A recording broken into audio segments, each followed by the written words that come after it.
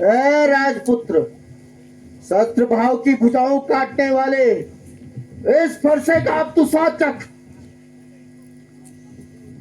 श्रीमान, आप ब्राह्मण है, इसीलिए मुझे कुछ कहना है। ब्राह्मण का आभूषण क्रोध नहीं, जो आपने पहना है यह कहना है क्षत्रियों का, जो पहना जाता है रण में। अपराध क्षमा हो स्वामी, शांति जिए ब्राह्मण में। ए बालक, क्या हुआ तुझे जो बात काटता जाता है?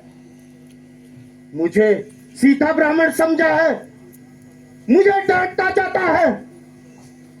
मुझे सीधा ब्राह्मण न जान, मैं क्षत्रिय कुल का द्रोही हूं, रघुवंशी बाल ब्रह्मचारी, अति क्रोधी निर्मोही हूं। यह विख्यात शस्त्र भाव के भुजदंड काटने वाला है। इस फरसे को अब तू भी देख, तेरा खून चाटने वाला है। लेकिन लक्ष्मण जैसे से पाला नहीं पड़ा, बस एक ही फरसे से क्षत्रियों का स्वर्ग द्वार खुला। हल्दी की एक गांठ पर पंसारी का बाजार खुला। अब बीत चुकी बहार इसकी, ये शस्त्र आपका खींचा में है, इस शस्त्र में वो तार नहीं जो आपकी मीठी जुबान पे है। हम उस माई के लाल नहीं जो हवा में बल खा जाए। क्या छुई मुई का पौधा समझा जो छूते ही मुरझा जाए। दूध मुहे, बड़ों से हंसी छोड़, यह हंसना तुझे रुलाएगा। कर देगा दांत अभी खट्टे, या फरसा स्वाद चखाएगा। ऐ नादान लड़के, जा महलों में खेल, क्यों मुझसे लड़कर मरता है? मुझ जैसे क्रोधी के आगे क्यों तड़प तड़प कर मरता है?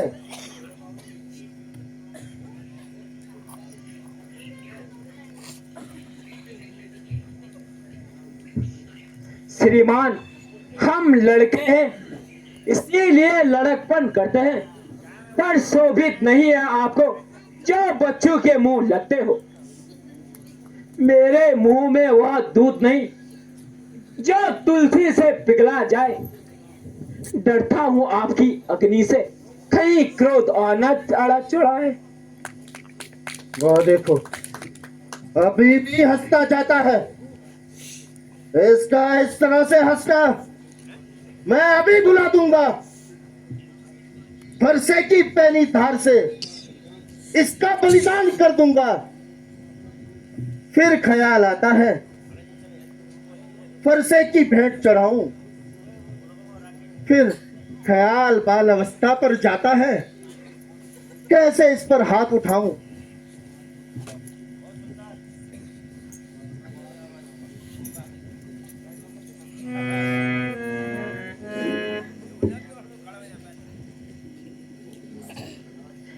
ऋषिराज, आप बहुत दयालु हैं, जो बच्चा जानकर माफ कर देते हैं,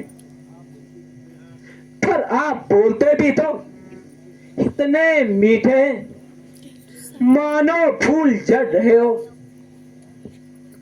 सुनहु नाथ तुम सहज सुजाना, सुनहु नाथ तुम सहज सुजाना, बालक बचन धरियो ना काना, बालक बचन धरियो ना काना।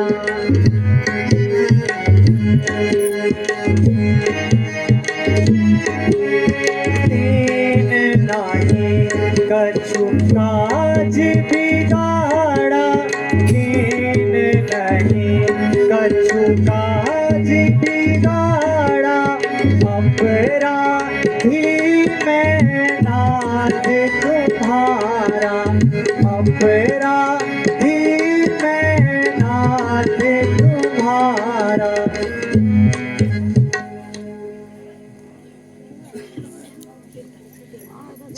कीजिए ऋषिराज,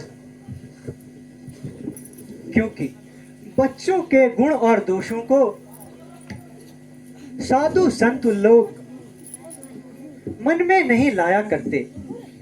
इसलिए लक्ष्मण के कहने पर आप बुरा न मानिए। मगर यह द्रोही मेरे सामने उल्टी सीधी बातें करता है, इसलिए मैं इसको मेरी नजरों से दूर कर दो।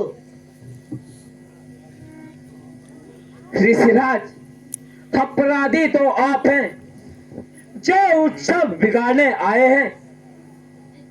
भाई ने जब धनुष तोड़ डाले, अब आप उस पर रोने आए हैं।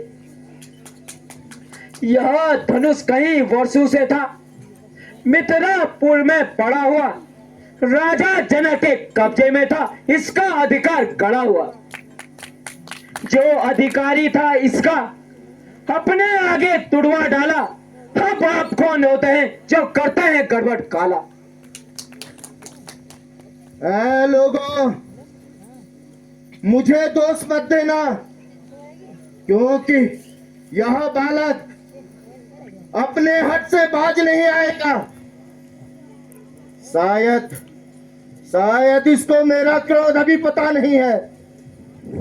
मैं इसको बच्चा जानकर नहीं मारता, वरना थोड़ी मेहनत से गुरु का कर्जा उतार देता। ऋषिराज, भला आपके इस शील स्वभाव को कौन नहीं जानता, क्योंकि आप और आपका स्वभाव सारे संसार में विख्यात है। इसलिए आप थक गए होंगे, थोड़ा आराम कर लीजिए। गुरु के ऋण से उऋण हुआ, जो माता का बलिदाता है, उस गुरु के ऋण के कारण आज हाथ मेरा खुजलाता है। इसलिए अच्छा मौका, कर्जा भुगतान करूंगा मैं। अपने इस खूनी फरसे से तेरा बलिदान करूंगा मैं। क्यों फरसा दिखाकर बार बार मुझे डराने आ जाते हो? क्या लाभ का आया है, उसे भी सब लाए हो। वे ऋण नहीं कह लाते जो बातों का भुगतान करे। ये लोहा तुम्हें निहाल करे जिसने धर का लहू चाटा। अब रहा गुरु का ऋण, उसे मैं निपटा लूंगा। ले आए आप महाजन को, मैं कौड़ी कौड़ी भुगता दूंगा।